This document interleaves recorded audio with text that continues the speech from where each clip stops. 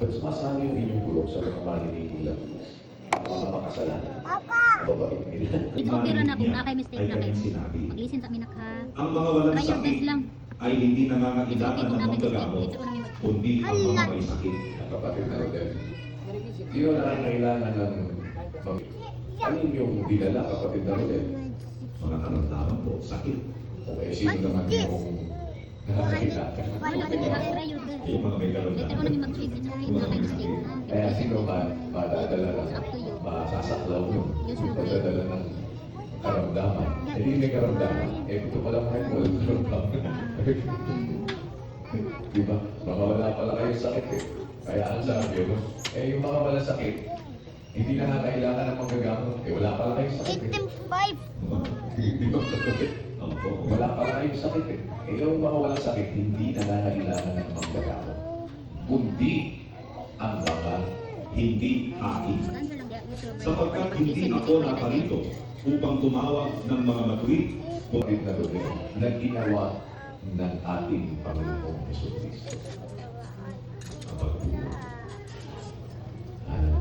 Mo kapatid natin na ano yun, inihanggot yung kanyang sarili. Para ano?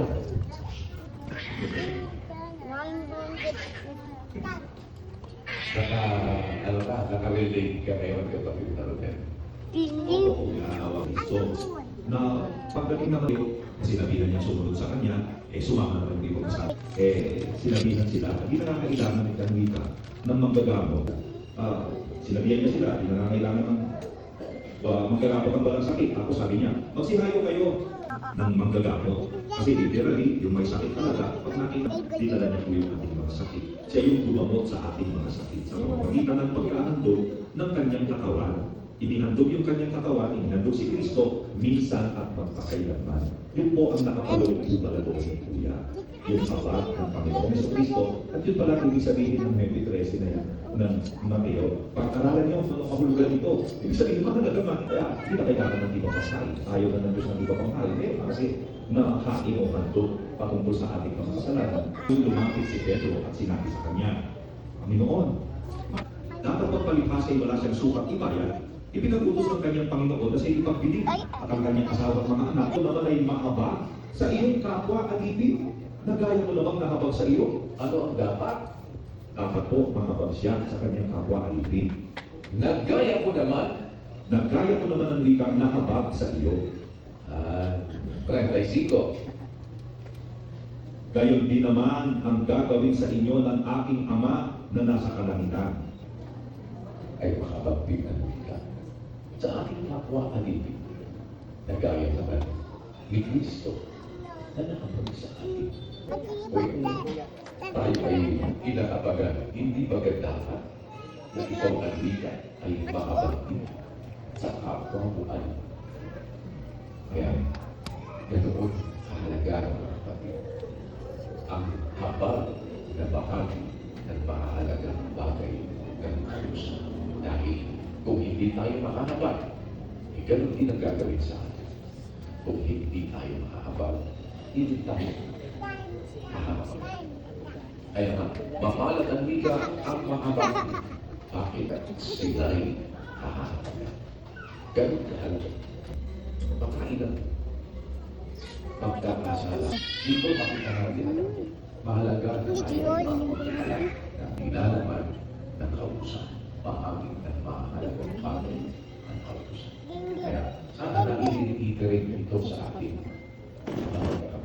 Hindi para sabihin lamang kung hindi, kung nalalaman natin ang paggawa. Hindi natin ginagawa. Kasalanan ito sa atin. Kung hindi may pag-aral sa mga pangkaligang mga kasalanan, hindi pagkakawa ng mga kasalanan. Ganun ba? Na lagi pinapaalaala sa atin, every now and then kapag pinalute, tayo ay hindi kakapito. Pero kaya talaga maisip natin yun, dahil gaya din na natin na kinakawa. Is it 9,000 maybe? Huwag natin yan. 550. Mala na tayo. Answer lang. Do your best. Later on ako mag-check. Huwag natin karinin na Listen sa ito'y It's okay man kung may mistake. As long as you try your best. Do not be angry. Even if you have mistakes, it's okay. Dahil sino yung kapwa natin, hindi ba yung nagkaawang gawa at naabang? Sige, Franzo. Is it 15,000? Mayuba sa lima. Patuloy tayo ng So, I'm done. So, stop picturing me now. Asa man, wala lagi ka.